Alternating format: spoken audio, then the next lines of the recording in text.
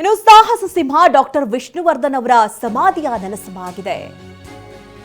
ನೋಡಿ, ಅಭಿಮಾನ್ ಸ್ಟುಡಿಯೋದಲ್ಲಿದ್ದ ವಿಷ್ಣು ಸಮಾಧಿಯನ್ನ ತೆರವುಗೊಳಿಸಲಾಗಿದೆ. ಬೆಂಗಳೂರಿನ ಅಭಿಮಾನ್ ಸ್ಟುಡಿಯೋದಲ್ಲಿದ್ದಂತಹ ಸಮಾಧಿ ಇದು. ಮೈಸೂರಿನಲ್ಲಿ ವಿಷ್ಣು ಸ್ಮಾರಕ ಹೊಸದಾಗಿ ನಿರ್ಮಾಣವಾಗಿದ್ದಕ್ಕೆ ಈಗ ಬೆಂಗಳೂರಿನಲ್ಲಿದ್ದಂತಹ ಅಭಿಮಾನ್ ಸ್ಟುಡಿಯೋದಲ್ಲಿದ್ದಂತಹ ಸಮಾಧಿಯನ್ನ ತೆರವುಗೊಳಿಸಲಾಗಿದೆ. ವಿಷ್ಣು ಸಮಾಧಿ ತೆರವು ಮಾಡಿದ್ದಕ್ಕೆ ಒಂದ್ ಕಡೆ ಅಭಿಮಾನಿಗಳು ಕೂಡ ಬೇಸರವನ್ನು ಹೊರಹಾಕ್ತಾ ಇದ್ದಾರೆ. ವಿಷ್ಣುವರ್ಧನ್ ಅಭಿಮಾನಿಗಳಲ್ಲಿ ಈಗ ಬೇಸರ ಅಂದ್ರೆ ಏನು, ಬೆಂಗಳೂರಿನ ಅಭಿಮಾನ್ ಸ್ಟುಡಿಯೋದಲ್ಲಿ ಅವರ ವಿಧಿವಿಧಾನಗಳು ನಡೆದಿತ್ತು, ಅಲ್ಲೇ ಸ್ಮಾರಕ ಆಗಬೇಕು ಅಂತ ಹೇಳಿ ವಿಷ್ಣು ಅಭಿಮಾನಿಗಳು ಸಾಕಷ್ಟು ಹೋರಾಟವನ್ನ ನಡೆಸಿದ್ರು. ಆದರೆ ಅದಾದ ನಂತರದಲ್ಲಿ ಈಗ ಮೈಸೂರಿನಲ್ಲಿ ಹೊಸದಾಗಿ ನಿರ್ಮಾಣ ಆಗಿದೆ ಸ್ಮಾರಕ. ನೀವೇನ್ ಗಮನಿಸ್ತಾ ಇದ್ರಿ, ಒಂದು ಭಾಗದಲ್ಲಿ ಅಭಿಮಾನ್ ಸ್ಟುಡಿಯೋದಲ್ಲಿ ಇದ್ದಂತ ವಿಷ್ಣು ಸಮಾಧಿ, ಇಷ್ಟು ವರ್ಷಗಳ ಕಾಲ ಅಭಿಮಾನಿಗಳು ಅಲ್ಲೇ ಬಂದು ಪೂಜೆಯನ್ನ ನೆರವೇರಿಸ್ತಾ ಇದ್ರು. ಈಗ ಮೈಸೂರಿನಲ್ಲಿ ಹೊಸದಾಗಿ ವಿಷ್ಣು ಸಮಾಧಿ ಆಗಿದೆ. ಈಗ ಇನ್ನೊಂದು ಭಾಗದಲ್ಲಿ ನೀವು ನೋಡ್ತಾ ಇರೋದು ಸಮಾಧಿ ತೆರವುಗೊಳಿಸ್ತಾ ಇರುವಂತಹ ದೃಶ್ಯಗಳು.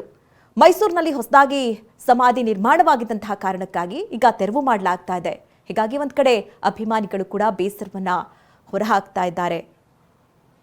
ಅಂದ್ರೆ 2009 ಕೂಡ ಇಲ್ಲಿವರೆಗೂ ಕೂಡ ಸಾಕಷ್ಟು ಹೋರಾಟವನ್ನ ನಡೆಸಿದ್ರು. ಅಂದ್ರೆ ಅಭಿಮಾನ್ ಸ್ಟುಡಿಯೋದಲ್ಲೇ ಒಂದು ಸ್ಮಾರಕವನ್ನ ಕಟ್ಟಬೇಕು, ಅಥವಾ ಫೋಟೋ ಗ್ಯಾಲರಿಯನ್ನ ಮಾಡಬೇಕು, ಮ್ಯೂಸಿಯಂ ಅನ್ನ ಮಾಡಬೇಕು, ಅವರಿಗೆ ಸಂಬಂಧಪಟ್ಟಂತಹ ಒಂದಷ್ಟು ಚಟುವಟಿಕೆಗಳು ಅಲ್ಲಿ ನಡಿಬೇಕು ಅಂತ ಹೇಳಿ ವಿಷ್ಣು ಅಭಿಮಾನಿಗಳು ತಮ್ಮ ಅಳಲನ್ನ ತೋಡ್ಕೊಂಡಿದ್ರು, ಅಲ್ಲಿ ಆಸೆಯನ್ನ ವ್ಯಕ್ತಪಡಿಸಿದ್ರು. ಆದ್ರೆ ಅದು ಕೋರ್ಟ್ನಲ್ಲಿರುವಂತಹ ಕಾರಣಕ್ಕಾಗಿ ಅಲ್ಲಿ ಈ ರೀತಿ ಸಮಾಧಿಯನ್ನ ಮಾಡೋದಕ್ಕೆ, ನಿರ್ಮಾಣ ಮಾಡೋದಕ್ಕೆ ಸಾಧ್ಯವಾಗ್ಲಿಲ್ಲ.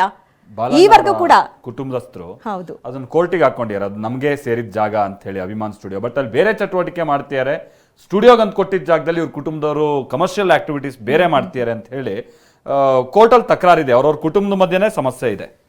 ಈಗ ನೋಡ್ರೆ ಸಮಾಧಿ ವಿಚಾರವಾಗಿನೂ ಕೂಡ ಅವರು ಒಳಗೆಲ್ಲ ಬರಕ್ ಬಿಡ್ತಿರ್ಲಿಲ್ಲ ಹೋದ ವರ್ಷ ಎಲ್ಲ. ಈಗ ಸಮಾಧಿ ನೋಡಿ ಹೇಗೆ ನೀವು ಹೇಳ್ದಂಗೆ ಮಧುನಾಗರಾಜ್, ಕಂಪ್ಲೀಟ್ ಅಲ್ಲಿ ಏನು ಸಮಾಧಿ ಇತ್ತು ಅಂತಾನೆ ಇಲ್ಲ, ಆ ರೀತಿ ಬಯಲು ಮಾಡಿಟ್ಟಿದ್ದಾರೆ ಈಗ.